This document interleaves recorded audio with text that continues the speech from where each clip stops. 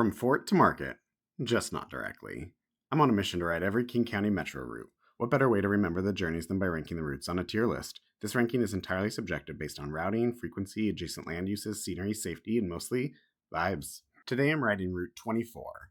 Paired with the 33, the route acts as the northern continuation of Route 124 serving Magnolia.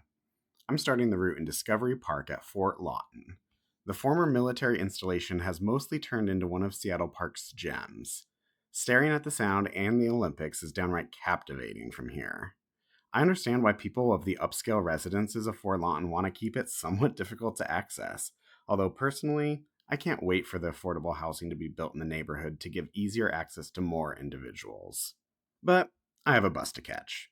Route 24 begins at West Emerson Street and Magnolia Boulevard West, just about a 5-minute walk from Fort Lawton. The route then ends at 3rd and Pike, although if you take the route northbound, the southern terminus is 4th and Jackson. The route first heads south on Magnolia Boulevard, passing houses larger than some multifamily buildings in my neighborhood, all trying to get their water views. The route uses West Viewmont Way to turn around and head north on 34th Avenue North to hit the main nodes of activity in the hilling and sprawling neighborhood. Once the route reaches Government Way, it meanders around to head south on 28th Avenue West, where light residential line the entire corridor until we reach Magnolia Avenue West again and the Magnolia Bridge. Between the city's Skyline, Mount Rainier, and Elliott Bay, this is easily the best 2-ish minutes of the trip. That high quickly fades as we join onto the throughput-focused Elliott Avenue.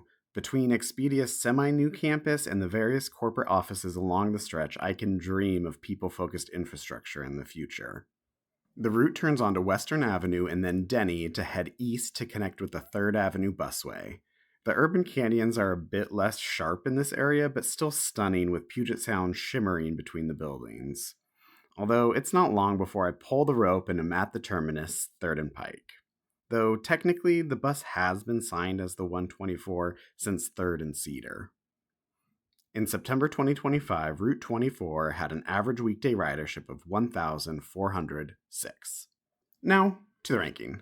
Due to the post-glacial geography, the route is anything but direct end-to-end in the mostly single-family home neighborhood, but it still somehow works.